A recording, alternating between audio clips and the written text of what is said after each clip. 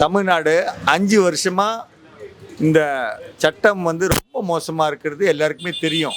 இதை வந்து யாருமே இன்னொரு தடவை சொல்லணுங்கிற அவசியம் கிடையாது.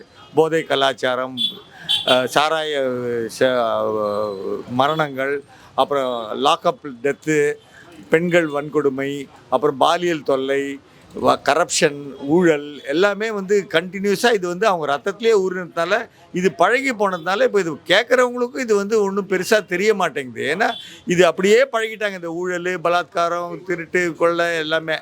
அதனால் இது வந்து மாற்றணுன்னா ஒரே வழி, இந்த ஆளுங்க பூரா, ஆட்சி ஆளுங்க பூரா மாறி வேற ஒரு கூட்டம் வந்து உள்ளே உட்கார்ந்தா மட்டும்தான் அவங்க பார்வையில் வேற மாதிரியாக டீல் பண்ணி இதை ஓரளவுக்கு அடக்க முடியுமே தவிர, இவங்க திருப்பி வந்தாங்கன்னா அவங்களுக்கு ஒன்றும் மாற்றம் பண்ணணுங்கிற தெரியாது. அவங்களுக்கு அங்கே மாற்றம்னா என்னதுன்னு கேட்பாங்க.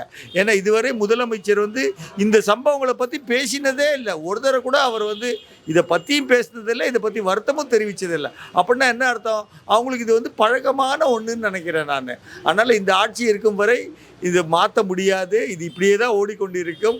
இது மொத்தமாக கூட்டத்தை கலைச்சி எல்லாரையும் வெளியில் போட்டுட்டு வேற ஒரு கூட்டம் உள்ளே வந்தால் மட்டும்தான் வேற பார்வையில் பார்த்து இதெல்லாம் ஒவ்வொன்றா அடக்க முடியுங்கிறது என் கருத்து. 8000 கொலை 5 வருஷத்தில் நடந்திருக்குது. அதுக்கெல்லாம் இன்னும் அதை நிறுத்தவே முடியல, குறைக்கவும் முடியல. அது பாட்டு ஒரே மாதிரி நடக்குதுன்னா அதை பண்ணுறவங்க தான் இப்போ ஆட்சியில் இருக்கிறாங்க. அவங்களுக்கு இது வந்து ஒரு பெரிய விஷயம் கிடையாது. அவங்க எப்போ ஆட்சிக்கு வந்தாலும் இதை தான் பண்ணுவாங்கங்கிறதுனால அவங்களுக்கு இது ஒரு கொலை, தினம் 2 கொலை தானே ஆகுது. அந்த ஊரில் 5 கொலை ஆகுது. அப்படி தான் கம்பேர் பண்ணுவாங்களே தவிர, நம்ம தமிழ்நாட்டில் 8000 கொலை நடந்திருக்கே, அதுக்கப்புறம் குறைஞ்ச பாடு இல்லையே, இது எப்போ தான் நிறுத்த போகுது? திருப்பி நாங்கள் அவங்க திருப்பி அடுத்த எலெக்ஷன்லேயும் ஜெயிக்கிறதுக்கு முயற்சி பண்ணால் கூட இதே தான் ஓடிட்டுருக்கும் இந்த கதை. அதனால தான் வேற ஒரு ஆட்சி, வேற ஒரு மாற்றம், மற்ற ஜனங்கள் அந்த இடத்துல வந்து உட்காந்து இந்த கண்ணோட்டத்தையே மாற்றினா மட்டும்தான் இதெல்லாம் குறையுமே தவிர, இவர்களே திருப்பி வந்தாங்கன்னா அது இவங்களுக்கு பழகினது ஒன்று. ஆனால் இதை வந்து யாருமே சட்டம் ஒழுங்கு நடவடிக்கையை பற்றி அவங்க பேசுகிறதே இல்லை. ஸோ அது மாற்றுவாங்கங்கிற நம்பிக்கை எங்களுக்கு கிடையாது. ஜெயலலிதா அம்மா வந்து எம்ஜிஆர் பண்ண நல்ல திட்டங்களில் கிட்டத்தட்ட பாதிக்கு மேலே நல்லா பண்ணிகிட்டு இருந்தாங்க. அந்த பாதி பண்ணும்போது அவங்க கொஞ்சம் கடுமையாக சட்டத்தை கொண்டு வந்து அதை பாதியாவது நிறைவேற்றுற அளவுக்கு பண்ணிகிட்டு இருந்தாங்க. ஆனால் அதுக்கப்புறம் கொஞ்சம் கொஞ்சமாக அது தேஞ்சு போய் இந்த ஆட்சி வந்த உடனே அந்த அம்மா பண்ணது எதுவுமே இருக்கக்கூடாதுன்னு மொத்தமாக மாற்றிட்டு இவங்களும் அதே மாதிரி திருப்பி பண்ண ஆரம்பித்தாங்க.